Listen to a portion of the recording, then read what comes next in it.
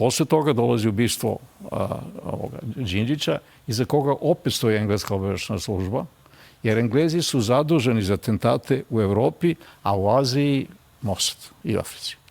Znači, postoje podela posla. Znači, zubar, ideš kod zubara, kada te boli stomak, ideš kod lekara za to, a kad se atentati vrše Englezi. Ko je bio Borko Vučić? Ko je bio princezu Dajanu? Znači, modus operandi, rukopis neke službe se prepoznaje.